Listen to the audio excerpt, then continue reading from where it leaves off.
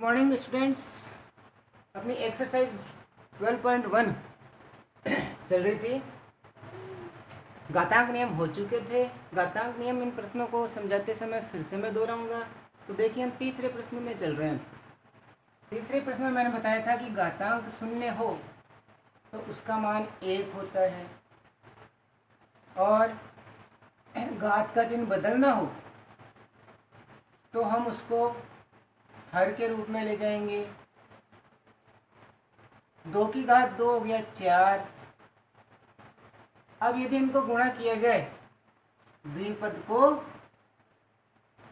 4 को 1 से गुणा करेंगे, 4 यानी 4 गुणा 1 प्लस 1/4 गुणा 4, तो ये बन गया 4 एकम 4 और 4 से 4 कैंसिल हुआ प्लस 1 और अपना आंसर हो गया 5।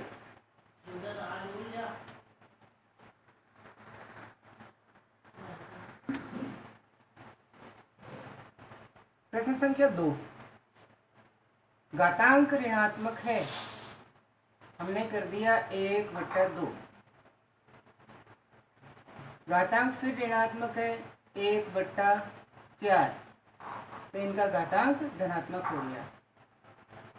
यहाँ हम भाग का चिन्ह गुणा में बदल रहे हैं, इसलिए पहले हम घात का चिन्ह नहीं बदलेंगे, क्योंकि भाग का चिन्ह गुणा में बदलते हैं तो अगली संख्या पलटती है।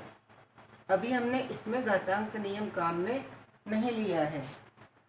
हमारे पास बचा 1 गुणा 1, 4 गुणा 2, 8 गुणा 2 की घात 2। अब धनात्मक करना है तो कहाँ जाएगा? ऊपर, यानी बटे में 1 रह गया। क्या बचा? 4/8, 4 एकम 4, 4 दूनो 8, और ये हो गया अपना आंसर 1/2। तो विद्यार्थियों, पुनः आप इसका अभ्यास करेंगे तभी कुछ हो पाएगा। देखिए, इसमें क्या करें? मैंने बताया था कि भिन्न को उलटते ही घात का चिन्ह बदल जाता है।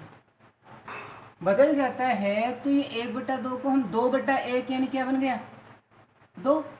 2 की घात 2, 3 की घात 2,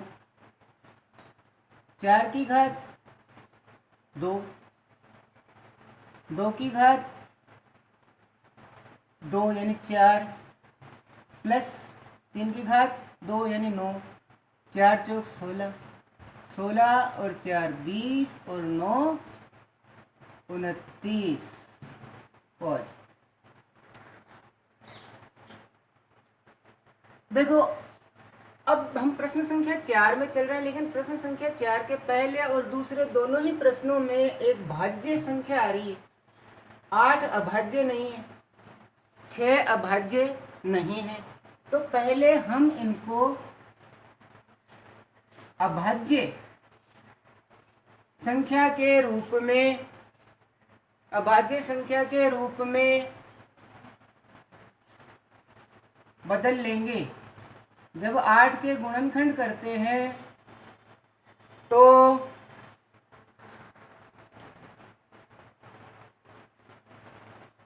जब अभाज्य गुणनखंड करते हैं 8 के, 2 की घात 3 हो जाता है। 2 गुणा 2 गुणा 2, 2 दूनो 4, 4 दूनो 8। लेकिन अभी घात माइनस में है, गुणा 5 की घात 3, 2 की घात -4 है।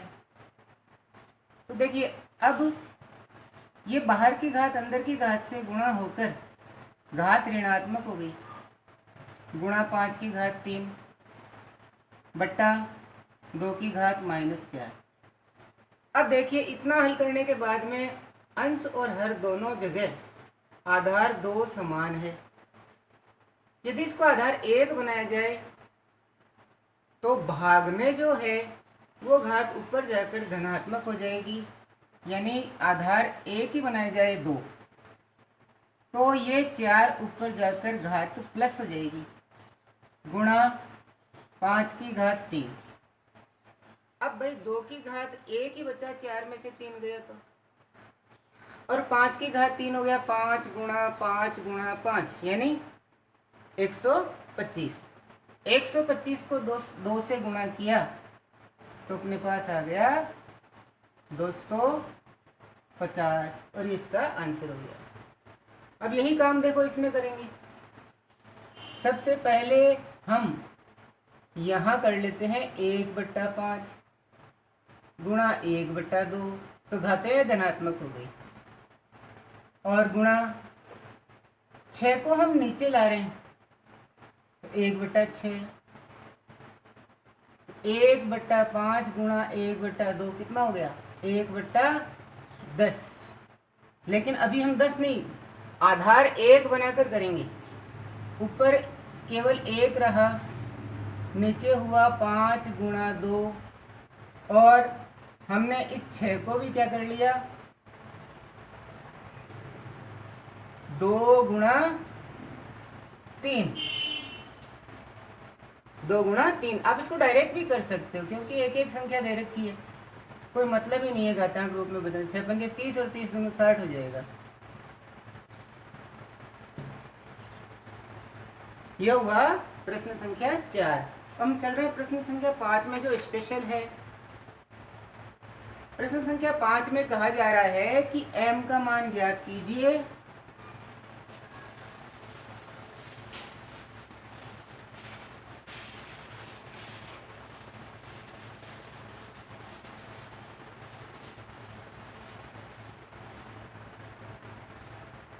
m का मान ज्ञात कीजिए, और जिसके लिए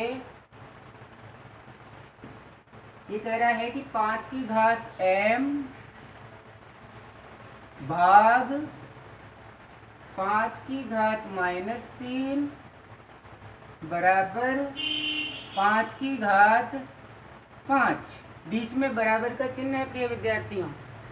देखिए अब यहाँ हम क्या करते हैं, हम यहाँ करते हैं कि भाई कोई संख्या भाग में है ना, तो जब आधार 1 बनाते हैं तो घात का चिन्ह बदल जाता है, और घात का चिन्ह बदल जाता है तो ये 3 प्लस का हो जाएगा। इधर 5 की घात 5 पहले से है। अब देखो विद्यार्थियों, स्टूडेंट्स, बीच में बराबर का चिन्ह है। ये बराबर का चिन्ह ये बताता है कि भाई दोनों पक्ष बराबर है, तो दोनों पक्ष बराबर पक्षों में तुलना करें हम तो आधार समान है। तो यहाँ आधार समान है,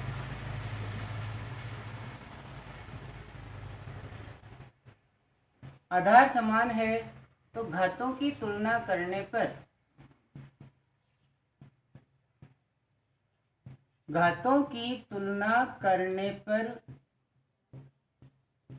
m + 3 बराबर 5, यानी घातें भी बराबर होगी। आधार बराबर है तो घातें भी बराबर हो गई।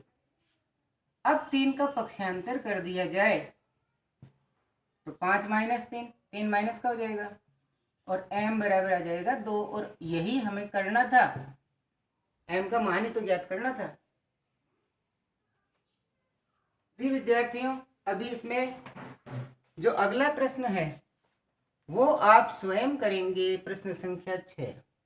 और प्रश्न संख्या 7 का मैं केवल आपको एक प्रश्न समझा रहा हूं, वो भी इसका दूसरा। उसके बाद में छोड़े गए प्रश्न आप स्वयं हल करेंगे।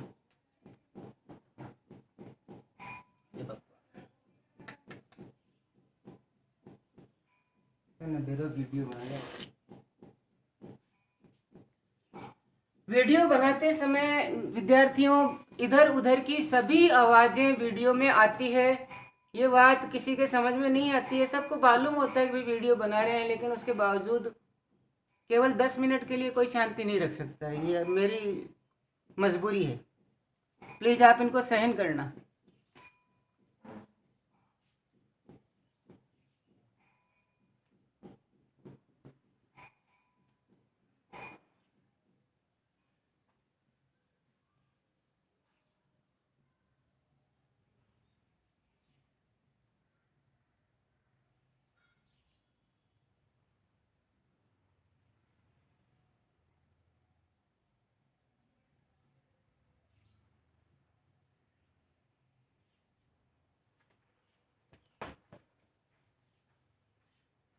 देखिए इसमें हम क्या करेंगे कि जो भाज्य संख्या है उनको हम अभाज्य में बदल कर और फिर हल करेंगे।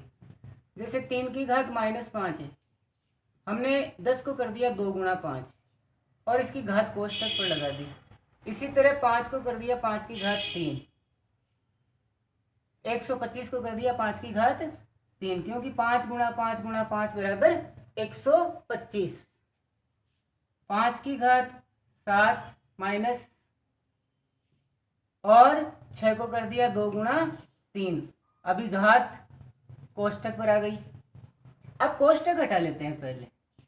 3 की घात -5 गुणा 2 की घात -5, फिर 5 की घात -5, 5 की घात 3, बचा अपने पास 5 की घात -7, 2 की घात -5, 3 की घात -5। तो देखिए दो संख्याएं तो एज इट इज तुरंत ही कट रही है, कैंसिल हो रही है। 3 की घात -5, 3 की घात -5, 2 की घात -5, 2 की घात -5। अब हम देखते हैं कि 5 की घातें धनात्मक ऊपर जाकर अधिक हो जाएगी या नीचे। तो देखिए